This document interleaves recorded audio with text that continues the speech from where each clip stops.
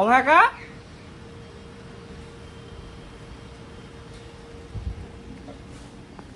বলছি ওই তোমার পিকচারে মোস্টার বিচি হয়, বিচি করতা? পিকচারে মোস্টার বিচি করতা না করতা না? মোস্টার পিকচারের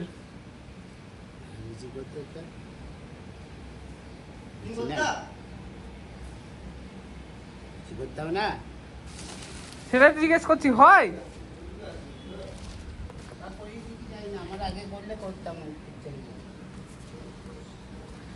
একটা গোল করে লাগিয়ে দেওয়া হচ্ছে, লাগিয়ে দেবো রাত্রে। বিচিটা উঠবে এবার, তোদের ভালো লাগে দেখতে? বিচিটা লাগিয়ে দেবো খুলে।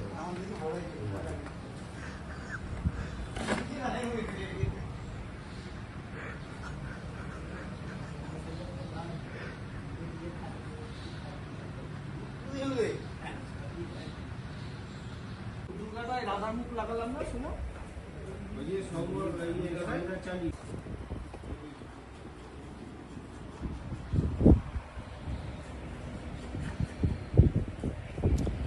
তো এইটুকু দেখে বুঝতেই পারলে যে অত সুন্দর দুর্গার পিকচারের মোষের বিচিটা ছিল না, সেটা আমারই চোখে পড়েছিল। তো ওটা তো ঠিক করতেই হবে ধরো।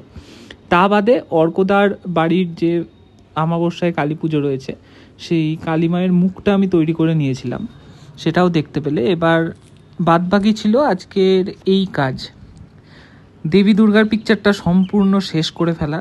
ছাঁটছুট প্রচুর কাজ আছে, সবটা তোমরা এই ভিডিওতে দেখতে হবে। আর তার থেকে আর্জেন্ট ছিল এই কৃষ্ণ ঠাকুরের কাজটা শেষ করা। ফাইবারের কৃষ্ণ ঠাকুরটা হয়ে যাওয়ার পর এর হাতের পোর্শান, হাতের আঙুল সব আমি হোয়াইট এমসিল দিয়ে করেছি। তো যেরকম তোমরা দেখতে পেলে এমনি করে সুইয়ে সাপোর্ট দিয়ে আপাতত করতে হবে। এই ছবিটা আমাকে কৌশিকদা দিয়েছিল, তো এই ছবির আদলে যতটা হয়, এবার আমারটা তো আমার মতোই হবে, যেরকম এবার তোমরা দেখতে পাচ্ছ আমি এরকম দাঁড়া করিয়েছি। তো এমসিল দিয়ে ময়ূরের পালক ঠালক সব করে নিয়েছি। সব করার পর আমার মনে হচ্ছিল যে ফাইবারে যে গয়নার কাস্টিং হয়েছে, চলো এই বিষয়টা আমি তোমাদের বলছি।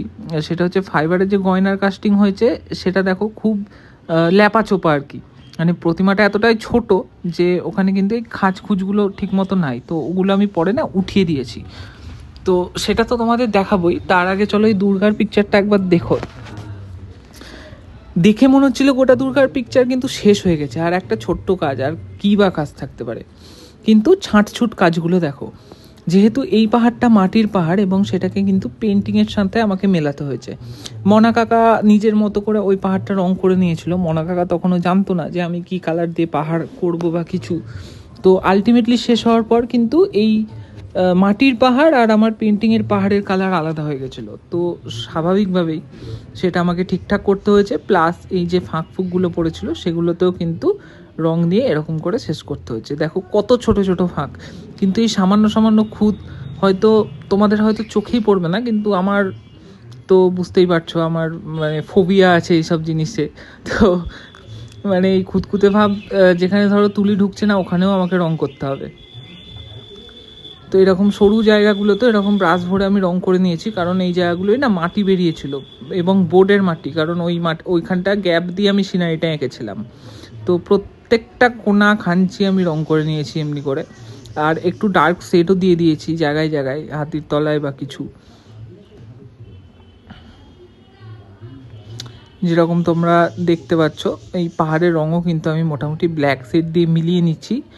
আমার পেন্টিংটার সাথে যতটা মেলানো যায় যত মিলবে তত দেখতে ভালো লাগবে আর কি। তো তার জন্য আমি এমনি করে বিষয়টাকে করেছি।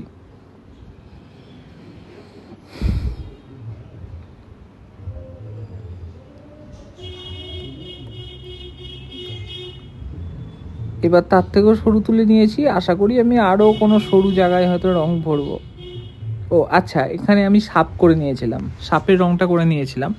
এখানে পাহাড়ের গর্ত থেকে বা ওপাশ থেকে একটা ময়াল বেরিয়ে আসছে, এরকম সামথিং ছিল।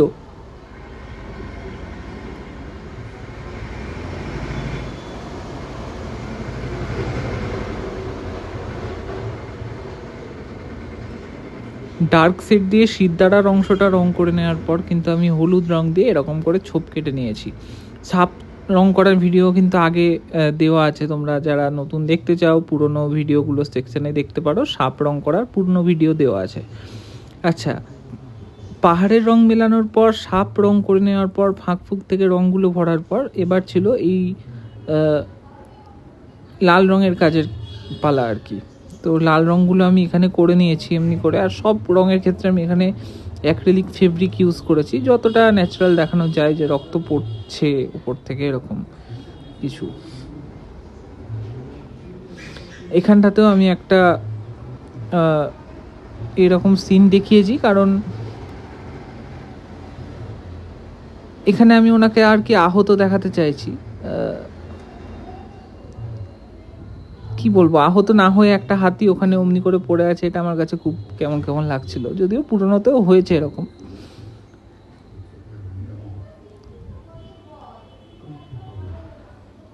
তো লাভের কাজগুলো আমি এমনি করে নিয়েছি যেরকম দেখছো, সব ছাটি কাজ, কিন্তু এই করতেও ঠিক কতটা টাইম লাগে সো বলে বোঝানো যাবে না। সিংহটা এই অবস্থায় কি ছিল একটু লক্ষ্য করে রেখো তোমরা ভিডিও দেখতে দেখতে, কারণ তারপর আমি পেন্সিল গান ধরেছিলাম, আর পেন্সিল গান ধরে কিন্তু সিংহর কেশর সিংহতে হালকা করে সেট দিয়ে নিয়েছি, হাতির সেটটা একটু ডিপ করে দিয়েছি, সিংহটা সেট দেওয়ার পর এরকম লাগছিল। হাতির এখানটা দেখো লক্ষ্য করে, এখানটা আমি ঠিকঠাক করে নিয়েছি যাতে ওনাকে আহত বোঝানো যায়। আর যে কথা দিয়ে আজকের ভিডিও শুরু হয়েছিল সেই কথা না রাখলে তো হবে না, একটা সুন্দর করে মাটি দিয়ে ছোট্ট করে সামঞ্জস্য করে বিচি বানিয়ে নিয়েছি এবং সেটা ফেভিকলের সাহায্যে এঁটে দিয়েছি একবারে, এবং তার উপরে রং টং করে গল্প গুটিয়ে দিয়েছি। এত সুন্দর পিকচারের এটুকু খুঁত কি করে রাখতে পারি বলো। 13ই মে পড়ে গেছে আমার জন্মদিনের দিন, 1:55, আর গোটা পিকচার শেষ। এই হচ্ছে পিকচারের আউটলুক, এবার শুধু কাঁচ ফ্রেম লাগানো বাকি। এই অবস্থায় এবার তোমরা বলবে কেমন লাগছে কি বৃত্তান্ত। পিকচারের সাইজ তোমাদের মেপে দেখিয়ে দিচ্ছি। পিকচারের দাম আছে 14,500 টাকা। যারা কিনতে চাও অসীম কাকার নাম্বারে সরাসরি জিজ্ঞেস করতে পারো, কমেন্টে নাম্বার চাও বা নিতে চাও বলো, আমি নাম্বার দিয়ে দিচ্ছি, সরাসরি যোগাযোগ করে নিতে পারো। তবে এরকম সিন হুবহু কিন্তু নাও হতে পারে, আমি ভিডিওতেই বলে দিচ্ছি, কারণ হাতের কাজ ধরো একটু 19-20 হবে, একই পেন্টিং দুবার করে সম্ভব নয়। এই হচ্ছে ক্লোজ আপ লুক।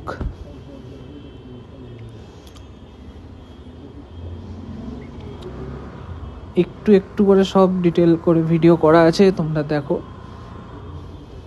আর এটা বহরমপুর, মুর্শিদাবাদ, খাগড়া, বাইরে থেকে যারা এই ভিডিও দেখছো কোনোভাবে কুরিয়ারের ডেলিভারি কিন্তু পসিবল না। বড়জোর শিয়ালদা স্টেশন অবধি ডেলিভারি করা যেতে পারে, শিয়ালদা স্টেশন থেকে আপনাদের হ্যান্ড টু হ্যান্ড ডেলিভারি নিতে হবে এসে, তবে এটা ডেলিভারি সম্ভব।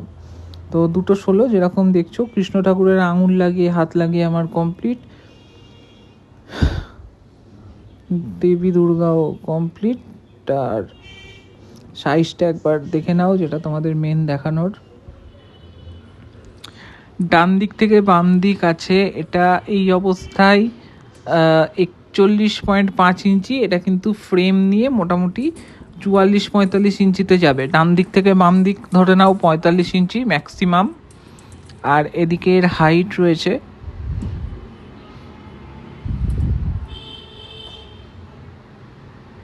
35 ইঞ্চি, এই অবস্থায় আছে। এটা কিন্তু তোমার 39-40 ইঞ্চিতে শেষ হবে, মানে 45/40 ম্যাক্সিমাম ধরে এগাও। একদম ডাইনিংয়ে রাখার মতো বড় করে একটা ওয়াল হ্যাঙ্গিং পিকচার, এটা দেখতে পাচ্ছ। আর গণেশ তো রেডি, এবার চলো ঘুমাতে হবে। আর তারপরের ভিডিও আমি এখানে অ্যাড করে দিয়েছি, 13ই মে জন্মদিনের দিন 2:49, এই গণেশের মালা লাগিয়ে, চক্র লাগিয়ে, আঙুল লাগিয়ে, ইঁদুর লাগিয়ে টুকটাক কাজগুলো সেরে পুরো গণেশ কমপ্লিট। অভিষেকদার গণেশ এটা কাটোয়া গেছে, তো ডেলিভারি হয়ে গেছে, তোমরা হয়তো তারপরে ভিডিও দেখছো। 3:07 জন্মদিন স্পেশাল খাওয়া দাওয়া হচ্ছে পোলাও আর মাটন।